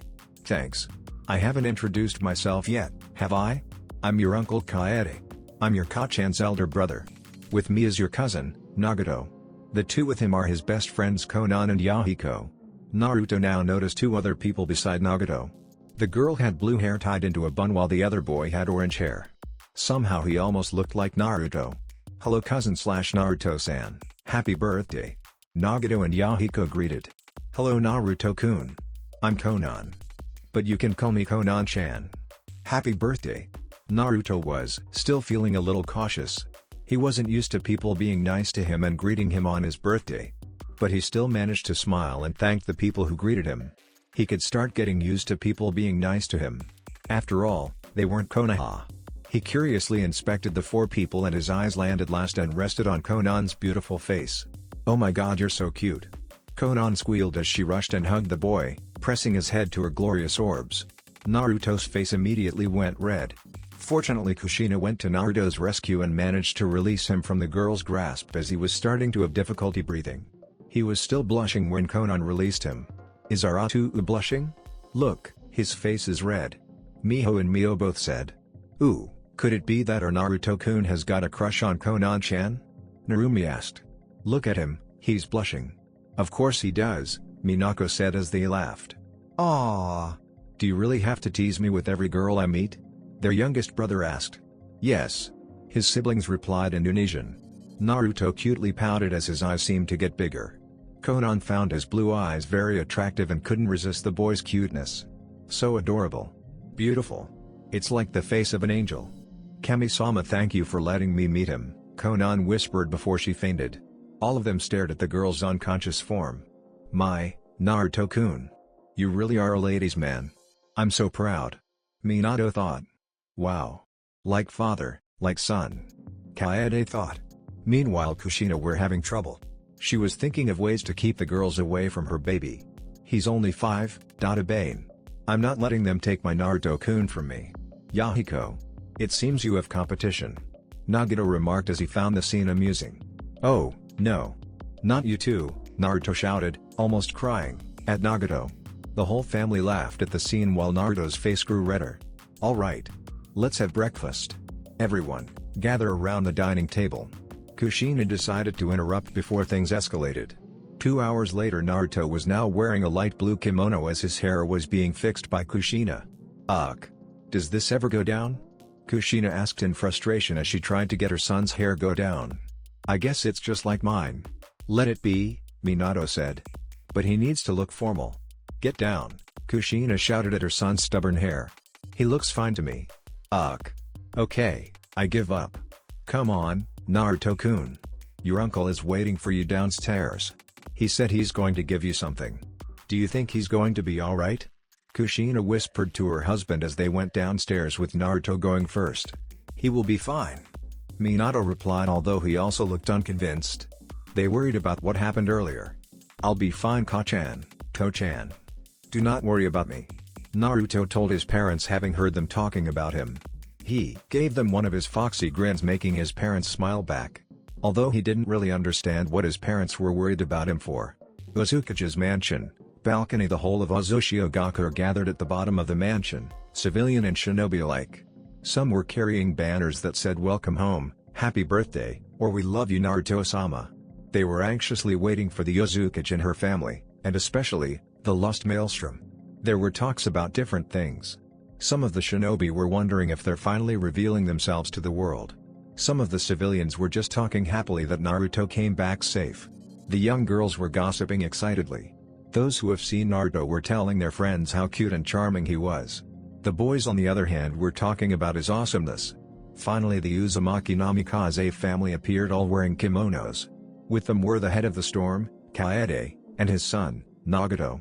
4 members of the family's household were at the back, waiting for orders or to give assistance. There were also 9 top members of Storm stationed at the balcony, surrounding the family. The Uzumaki stepped forward and immediately everyone became silent as they waited for her to talk. People of Uzumaki, I thank you all for coming here and celebrating with us. My heart is filled with gratitude seeing you all concerned with our family. 4 years ago, an allied force of Iwa, Kumo, and Kari tried to eliminate us. We found out that Konoha was also to blame for the attack. Despite our victory, we still suffered heavy losses. An unknown assailant infiltrated the mansion and took my infant son away. We were all made to believe that he was killed by incineration. For 4 years we mourned for the loss of my son. You shared my pain and my sorrow. For that I will be forever thankful to each and every one of you. The crowd cheered and felt happy hearing their Uzumaki thank them. They went silent again as their leader continued her speech. A few nights ago, I, my husband, and my 4 children had a shared dream. We saw a boy being beaten and tortured by a mob. We saw how those people hated the boy when he had done nothing wrong to deserve what they were giving him. We recognized the boy and we believed it was actually happening and decided to find him. I ordered my children and my brother to come to Konoha and look for him. My brother came back and confirmed his findings about the boy. What we saw in the dream my brother also saw in that village. He came back with documents about the boy confirming he was indeed my lost son, Naruto. Every single person here, I'm sure, were informed about the reports and the documents. After the meeting with the council, we have decided to let the news spread to every person living here in Uzumaki. I know many of you demanded blood when you found out what Konoha did to my son. And for that, as a mother, I once again thank you. The Uzumaki bowed as the crowd murmured and returned the bow. She then continued. When my son was found, we immediately made plans to have him returned here safely. A decision was made and every shinobi volunteered for the raid that has been agreed upon. 5 raiding teams were formed and went to Konoha to fulfill the mission. The mission, Operation Lost Maelstrom, retrieve Naruto Uzumaki Namikaze and return the kindness that Konoha has given to us. Both missions were successful. My son was able to safely return and the raiding squads gave Konoha a piece of our gratitude. Konoha didn't know and still have no leads on who attacked them. They blamed the other shinobi countries who attacked our homeland 4 years ago. They believed they were the ones responsible. The crowd laughed and jeered at Konoha's stupidity. The Uzumaki raised her hand and the crowd went silent once again. I know you have been waiting to meet him ever since the news spread. I will not make you wait any longer. People of Uzumaki, meet the lost maelstrom, my son, Uzumaki Namikaze Naruto. The crowd cheered as the youngest heir stepped forward and presented himself to everyone. He smiled and waved at them. They happily returned the gesture and the blonde felt overwhelmed, but happy. Naruto-sama. Welcome back. We have been waiting for your return. We hope you're doing well, Naruto-sama. Uzumaki loves you. Naruto felt so welcomed. He stared at the crowd as he gave them his foxy grins. He looked a bit uncomfortable and shuffled his feet, but then he held out his hand and the crowd went silent for a moment. Hello. People of Uzumaki. I thank you for the warm welcome. I promise that I will do my best so you will all like me. I will do what I can to become a good role model as the son of the Uzumaki. Thank you. His family was of course surprised that he even managed to make a short speech. They were nonetheless proud of him. The crowd burst again into cheers and applause. Naruto-sama, you are so cool. Please sign me your autograph. Naruto-sama. Naruto-sama. Demon. Go away. Die. Kyuubi brat. Demons have no place here. Go back to hell. Die. Bad memories started to haunt him as he stared at the huge crowd. He remembered back in Konoha a huge crowd always gathered against him and did unspeakable things to him. He unconsciously made a step back while clutching his head. The crowd were confused as they watched the boy's face turn into a scared look from a happy look. Their Naruto-sama was now cowering in fear. They didn't understand why. No. Please, don't hurt me. I'm not a demon. Why can't you see that? Go away. The young heir screamed as he curled into a ball, shaking and crying. Oh my. My baby, Kushina said as a tear fell down to her cheek. She immediately recovered and nodded to her other children. Narumi and Minako carefully approached their little brother and guided him back inside the mansion. No. Please. Don't hurt me. I haven't done anything wrong. The boy sobbed as he felt a warm presence. Narumi hugged her little brother and carried him away back to the mansion, closely followed by Minako and the twins. The Uzumaki also ordered her household to assist her children. The crowd watched them sadly as Naruto was taken back inside the mansion. They now realized what happened to the boy. The crowd began murmuring to themselves and watched as their Uzumaki stepped forward and faced them once again. Uzumaki-sama. Uzumaki-sama. Is this the work of Konoha? How could they do this to someone so innocent? Konoha must pay for their crimes. Konoha must burn. Let all those who have done him wrong experience the same pain they gave to Naruto-sama. Yeah. Blood for blood. An eye for an eye. Fuck you Konoha. Blood. Blood. The Uzukage's mind was racing. The people demanded blood. She too wanted revenge for her son and for Uzumaki. But no, they were still hidden and needed to become stronger. She wanted her son to get strong first before they exact their vengeance on Konoha. Her father, the previous Uzumaki, still had plans that needed to be done. She must do those first before they decide to re-emerge back to the world. She made a resolve and ordered the crowd to become silent. My brethren, I understand your desire for blood. As a mother I wanted nothing but pain for those responsible for my son's misfortunes. But no, as your leader, I must keep a straight and clear mind. We will go to war, yes. But not yet. All eyes were on her now. Uzumaki still remains hidden. To the world, the Uzumaki clan were extinct. But Uzumaki and the Uzumaki clan are very much alive. We are biding our time and are getting ourselves become stronger. We are gathering allies while being discreet. We are also making research for war machines that will help us in the future once we finally decide to re-emerge back to the world. We will remind them why we were feared. They were right to fear us. But deciding to exterminate us was never a great idea. We only have a few years left lying low before we decide to reappear. When that time comes, the world will know true fear. We will make them pay. Everyone, Shinobi and civilian alike, roared their approval and cheered. For the last time, their leader raised her hand and they went silent. Today is my son's 5th birthday. Let us celebrate his return and forget about his oppressors for now. Also, I must ask of you not to mention about his status when he is around. He doesn't know yet about the Kyuubi no Yoko being sealed inside him yet. Let us celebrate. Let the world celebrate. For this will be one of their last celebrations. The lost Maelstrom has returned to his homeland, and when the time comes, Uzumaki will rule the world. And with that, Kushina and Minato retreated back to the mansion to check on their son while Kaede and the Storm went back to their duties. The crowd cheered and roared their approval of their leader's words. Uzumaki mansion, how is my baby? Kushina asked as she entered her son's room and found him sleeping with Miho and Mio beside him. He is doing fine now. It took him 10 minutes before he finally calmed down and believed he was safe from harm.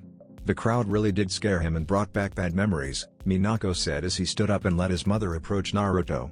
Kasan, Tauzan. What are we going to do? Narumi asked. Just give him time. Time heals wounds. Well, not really. The scars will remain, but yeah, you catch my drift. Minato replied. Yes. We will just show him that we love him. The villagers will also see to that. He will overcome his fears if given the time. That fear will drive him to become stronger in the future. That fear will be converted into his ultimate weapon where no one will be able to do him harm again. Konoha will see to that, Kushina said. The mother raised her hand and one of the servants approached. Yes, Uzumaki-sama? Can the 4 of you go to Ichiraku's and order 30 bowls of Kushina special ramen and bring it back here? Hi, Uzumaki-sama. Thank you. Just tell Tucci-san to put the bill in our tab. Ramen helps me with depression. Bane. Naruto-kun's favorite is also ramen. I'm sure it will cheer him up when he wakes up, Kushina said, answering her eldest daughter and son's questioning looks. Kushina, Minato, and his siblings stayed with Naruto until he woke up about an hour later. Naruto-kun, how are you feeling? His father asked. Fine. Sochi, you don't sound fine. Please tell mommy what's on your mind, Kushina said as she held his son's hands. Naruto remained silent for a minute as he stared at the window. There was something that still bothered him. He was pondering if he should ask his parents. Ka-chan. To-chan. Yes, Naruto-kun? Do you really love me? Kushina and Minato looked at each other. Naruto's siblings looked surprised at the question. Of course, Sochi. Why would you think otherwise? Well, you didn't try to look for me when I was kidnapped. I was dumped into Konoha and my life was made very miserable. Kushina looked like she had been sucker punched. She felt speechless.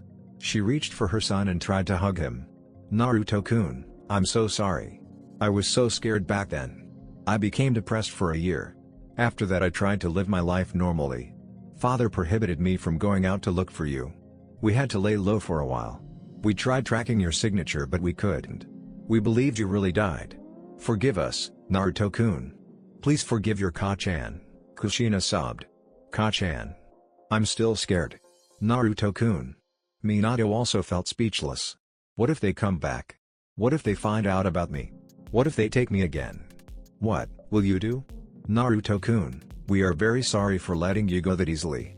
Ever since that night we dreamt about you, I have been living in regret every day. I asked myself every day, what if I actually tried to look for you, and then you wouldn't have experienced your misfortunes in life. You wouldn't have lived your first years in life in fear of being mistreated. I'm so sorry. Kushina explained while her tears still flowed down. Naruto-kun. Forgive me as well, it was my fault. I was the one who sealed. Minato stopped himself. He almost spilled and told him about Kyubi. Please forgive us, Naruto-kun. We promise to become better parents for you and your siblings. Naruto-kun, we promise you Konoha will never come back. They will not take you away again. If they do find out about you, we will do everything we can to stop them from getting their filthy hands on you. If it comes for the need to kill them, we will not hesitate. We love you, Naruto-kun. We will protect you. That's a promise? Yes, Naruto-kun, we promise, Kushina said as she hugged her son tighter. They remained silent for about 5 minutes, just hugging each other before Naruto finally smiled. Ka-chan, To-chan. Yes, Naruto-kun? I want to become a ninja. I want to become strong.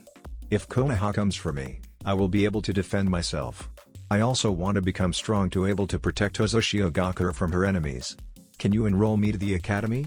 His family smiled at his proclamation. Of course, Naruto-kun. We want you to become strong. We'll let you join the academy if that's what you wish, Kushina said as she released her son and put her hands on his cheeks.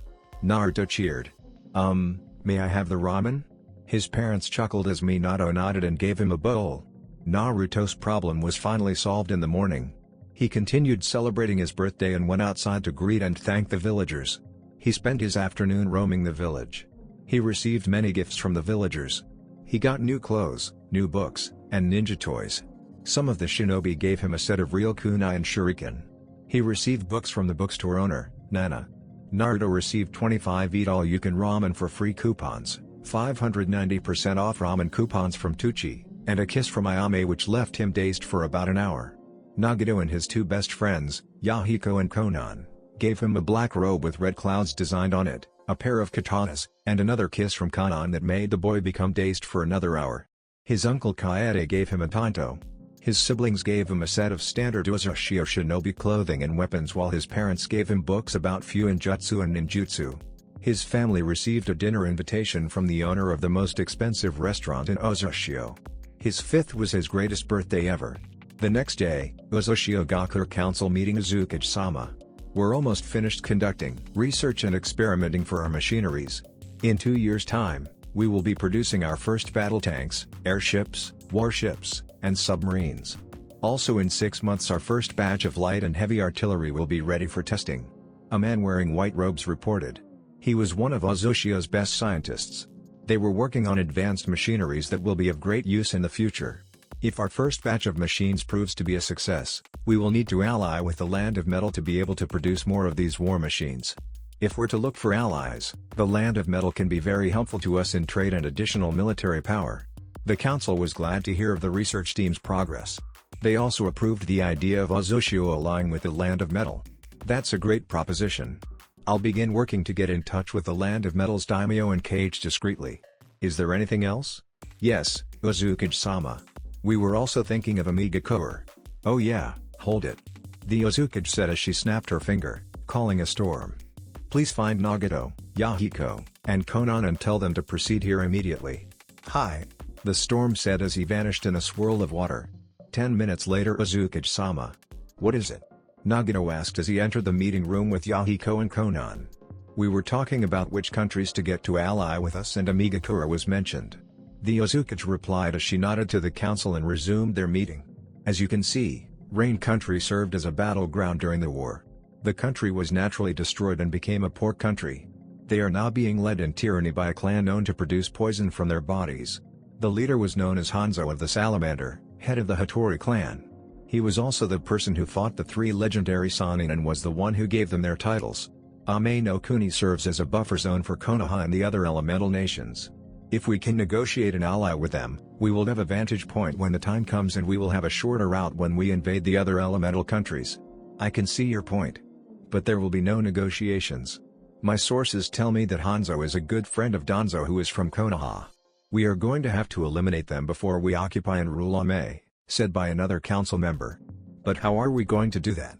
Uzukage-sama said we cannot attack other countries yet and remain hidden. Asked by another one. I've seen to that matter already, Kushina said. What are you planning, Uzukage-sama? The Akatsuki. She smiled as Nagato, Yahiko, and Konan's eyes widened in surprise. What? Akatsuki what? What do you mean? The council asked. Kushina nodded to her nephew and his 2 companions as they stepped forward. Akatsuki is what we call our group. Yahiko said. Like everyone else, it is our desire to achieve peace, Konan continued. In order to achieve true peace, the world must know and feel pain. Nagato finished. You see, the reason why I called them here is because of Amigakure. They will be our means of having Ame no Kuni added to our land expansion and military might. Nagato, Yahiko, and Konan. I will be sending you 3 on a long-term mission. You will infiltrate Ame and pose as members of that place. You will have no trouble convincing people since Konan and Yahiko were originally from there. I believe there's a resistance in there.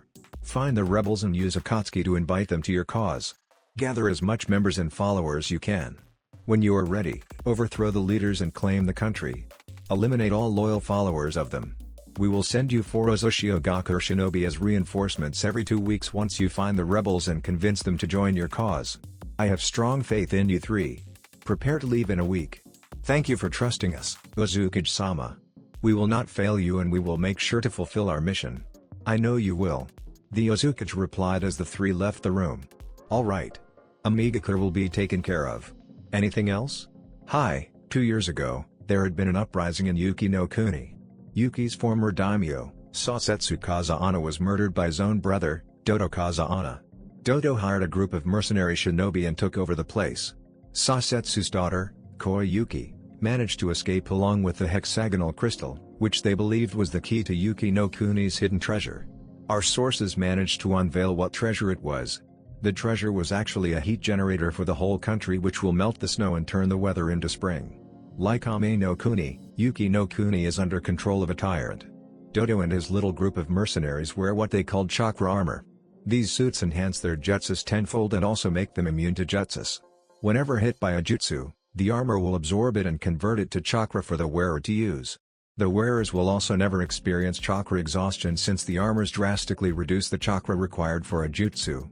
A few weeks ago, we have managed to acquire one of the armor's newest models and have it looked in our laboratories to further study about it and find its weaknesses. For now we are still looking for the princess, Koyuki. But we still have no leads. One of them reported. Very good. I want a team sent to Snow Country and have them find Sasetsu Kazaana's loyal followers. The team will stay there with them until we find Princess Koyuki and help her retake the country. Uzukage-sama. What of Sunagakure? I have sent them a letter 2 days ago. By yesterday the Kazekage should have received it. Hopefully we'll have his answer within the next week.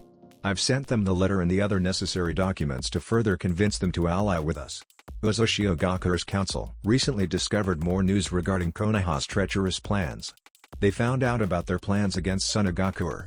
They were planning to do almost the same thing they have done with their former ally, Uzushio, whom they betrayed and left. The plan was to ally with Suna first and gain their trust. Once the alliance is made, they will find and spill the village's military secrets and weaknesses to the other elemental countries, allowing Suna to be attacked easily. Once weakened, they will take the village's Jinchuriki, Sabaku no Gaara, and add him to Konoha's own military arsenal. They plan to do the same things they did on Naruto. Beating, torturing, and slowly brainwashing the young Jinchuriki to make them loyal to their village. Ugh. I can't believe Konoha's stooping so low and playing dirty. One council member remarked. Oh, how the mighty have fallen. Another one said. They will reap what they sow. The Uzumaki said. What about Takigakuer? I'm afraid Takigakuer's being taken out from the list of possible allies. We have found out what they were doing to their Jinchuriki. They followed Konoha's example. Takigakuer also hate their Jinchuriki. We can't ally to those who treat their own like trash. They will fall like Konoha, Kushina said coldly. There is also this history with one of their rogue Shinobis. A man named Kakuzu was sent to assassinate Konoha's Shodan Hokage but failed greatly. Unable to defeat the Makuten, he returned to Taki and reported his failed mission. What happened next was completely outrageous. They punished the man. He was sent to jail and was tortured every day for 3 months before he was released and was tasked again to assassinate the same person whom he had been tasked to kill, Hashirama Senju. Naturally, the man was angry at his village for the treatment he received. He murdered the village elders and took their hearts. He also took the village's most prized forbidden techniques before he fled. Uzumaki-sama, if we are not allying with Takigakuer for how they treated their own shinobi, then why are we allying with Suna? Ah yes. The Namikaze Kage, the Jinchuriki's father, is indeed a cunt. He tried to have his own son assassinated countless times. Their council was no different. But we have a plan for that. Once the alliance between Uzumaki and Sunagakuer is made, we will have the ones responsible for making Gaara's life miserable murdered brutally. They will be replaced by people with good hearts. Since the council and the Kazekage are the only people who hate Gaara, we will not have much problem. The villagers were actually good people but only grew afraid of the Jinchuriki because of his unstable seal. Once we fix the boy's seal, we will show Suna they can trust him and do not have to be afraid of him. I also plan on having him stay here in Uzushio to be friends with my son, Naruto. They can relate to each other having the same rough childhood and status as Jinchuriki. I see. That's a sound plan, Uzumaki-sama. What are we going to do with Taki's Jinchuriki? I'm sending a team to find her and convince her to run away from Taki.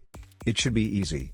Once Taki lists her as a missing nin, we will take her under our protection. If there's nothing else, then we should adjourn this meeting. Uzumaki-sama, we wish Naruto-sama a belated happy birthday.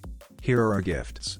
The council said as they presented their gifts for the young heir to the Uzumaki. 2 storm members took the gifts and brought them to the mansion. Thank you. We will talk again once we receive Suna's response. Dismissed. Hi. The council members said as they stood up and left the room. Konohagakure 2 days have passed since the incident, and instead of being able to rise up and recover from the raid, Konoha faced more problems. The village elders Danzo Shimura, Kohari Udatane, and Homura Mitokado were found unconscious one day after the attack on the village. They were immediately rushed to the hospital in fear of them dying. The village doctors and healers found nothing wrong with them. Their chakra coils were normal, their organs showed no signs of malfunctioning. Their bodies were completely healthy.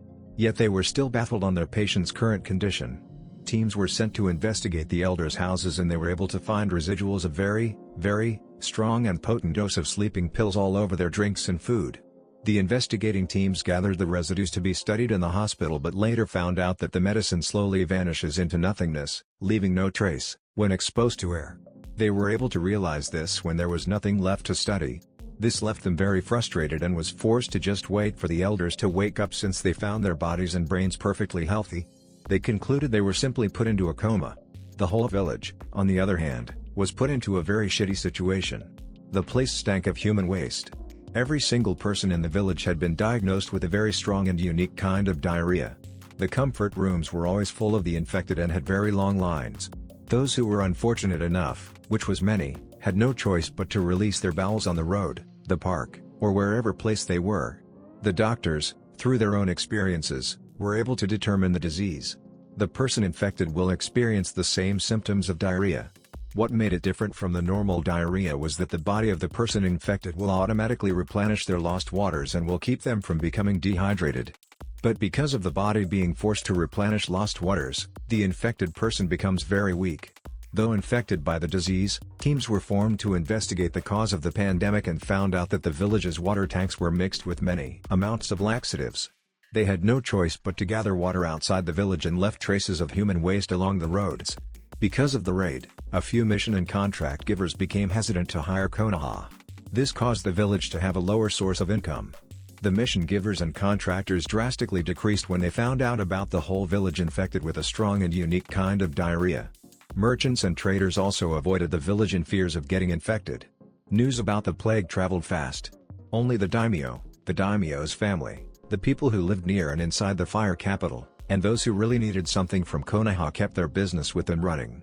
Konoha's reputation went to totally fucked up from most trusted and respected.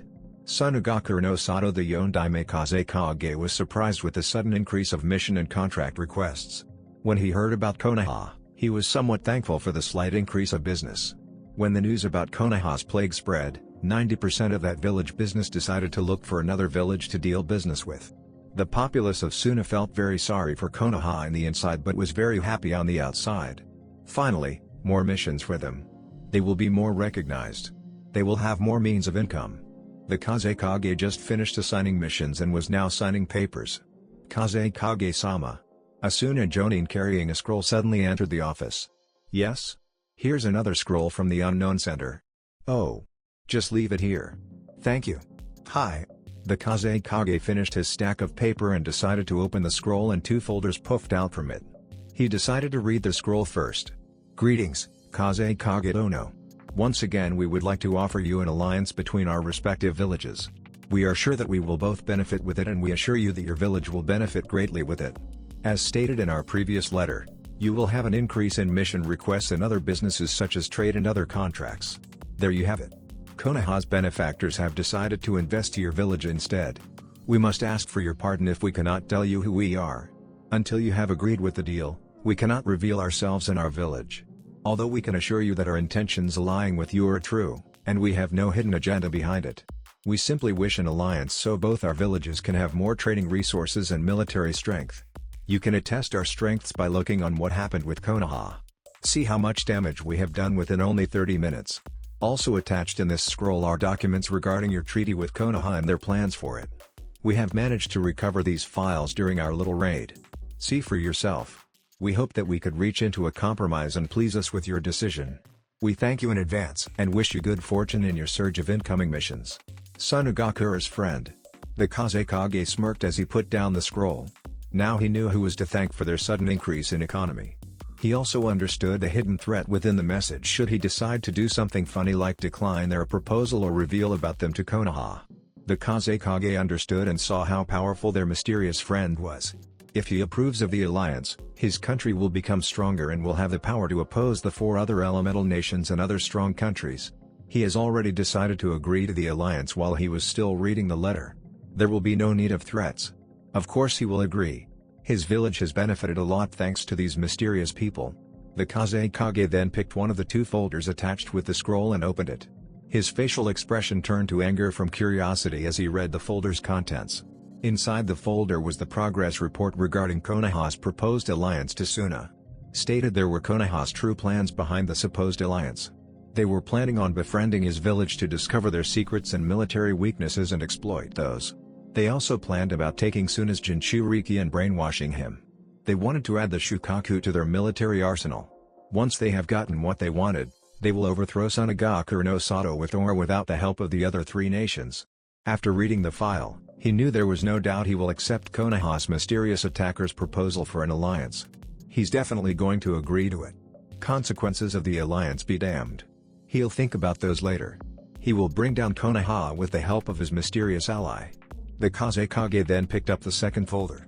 Inside it was the alliance approval between his village and their unknown friend. On top of it was a note. This is the paper that will prove our alliance. Know that this paper is infused with blood seals and truth seals. Everything written here is true. Everything proposed about the agreement once signed will be done. There will be no backstabbing, pulling back, or cancellation of the alliance. Failure to comply with the agreement will cause death of the one who signed it, his successor, his successor's successor, and so on. The contract will expire in 15 years. The choice is yours if wish to renew it. In which we are sure you will, since your country will benefit greatly with it. The Sand leader was impressed with the paper. He didn't know such a kind of seal existed. He continued reading the contract. Both countries will benefit with each other. There will be a trade system between both villages. Items that are usually found in the country's vicinity that cannot be found within their allied countries' areas will be shared equally or traded and vice versa. There will be sharing of knowledge about enemies, threats, and future threats. There will be also a sharing of training and teaching methods in the academy to help both villages produce strong shinobi in the future. Lastly, there will be a sharing of each country's jutsus. These jutsus will be taught in the village's respective academies. More importantly, there will be a military alliance. Should one of the village calls for assistance in a time of war or natural calamities or other problems, the allied village will respond and prove any assistance they can. Kazagate Dono, there is a personal favor I want to ask you, and I'll make it in addition to this agreement. You see, my son is also a Jinchuriki who happens to be with the same age as your son, Gaara. I would like your approval to send him and his siblings to our village and let them stay for at least 5 years. My son has few friends around his age and I wish him to grow up and become used to people near his age. Also, I'd like both children spend time around with each other since they are both Jinchuriki. This is my personal request. I hope we can have an agreement on this. Please cut your wrist and let a small amount of blood touch on the paper. Use your own blood to sign if you approve of our agreement and alliance. Son Ugakura's ally the Kazekage was a bit surprised with the request. He didn't expect the mysterious village to have their own Jinchuriki. He was shocked by that revelation. He wondered which tale they had. I'll find out soon. I see nothing wrong about the personal favor. If this is what it takes to get back to Konoha, sending my children to their village is a small price to pay, and I'm sure they will help my children train to grow stronger. Yes, I'll definitely approve of this. Konoha, you better pray to whatever gods starting from now, for now son Ugakura have a stronger ally. The Suna's leader thought as he cut his wrist with a kunai and let a few droplets hit the paper. He then took a pen and signed the contract with his blood. The moment he was finished signing, the paper glowed and a new folder appeared along with a ring with a small sapphire on top of it with a swirl design. There was also a note on top of the folder. Kazekage Dono, we knew we could trust in son Ugakura. Thank you for agreeing to make an alliance with us and hope you will not let us down in the future. We chose to ally with Suna since it was the only village who haven't done anything against Hozoshi Ugakura. This folder explains everything that has transpired 4 years ago up to the day Konoha was raided. We hope that all of your questions will be answered by this folder. If not, then simply concentrate your chakra on this ring. We strongly advise you to wear it all times starting from the moment our alliance has been approved by you. Don't worry, there's nothing fancy on that ring. You won't die or feel any negative effects by wearing it. We simply do not want other people finding this ring, do we? Of course not. This ring is a symbol of our alliance and also a communication device. It has been applied with seals, so all you have to do is flare your chakra on it and call on my name should you wish to speak or arrange a meeting with us. Once again, the whole of Hozoshi Ugakura appreciates your treaty with us. Kushina Uzumaki Namikaze Shadai Mazukage no Arashi Hozoshi Ugakura no Sato. How many times have I said this? The Kazekage was shocked with the revelation. Hozoshi Ugakura? Hozoshi Ugakura still exists? Uzumakis? Kushina Uzumaki? They're alive? She's alive?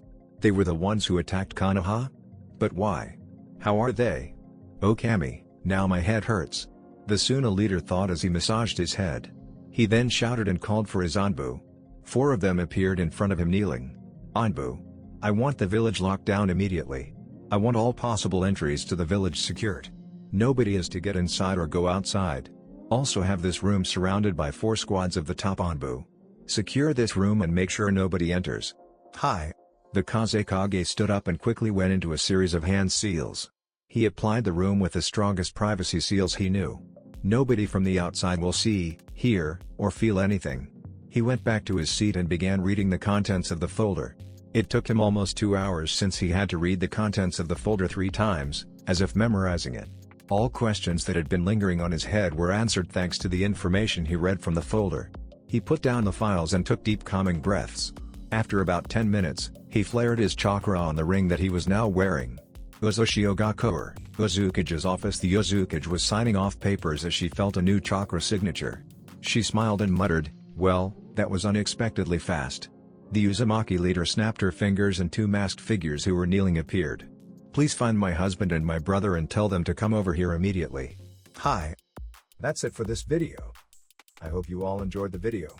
Don't forget to like the video, subscribe to the channel, and follow me on my other social media accounts. Anime God here, and I'm signing off.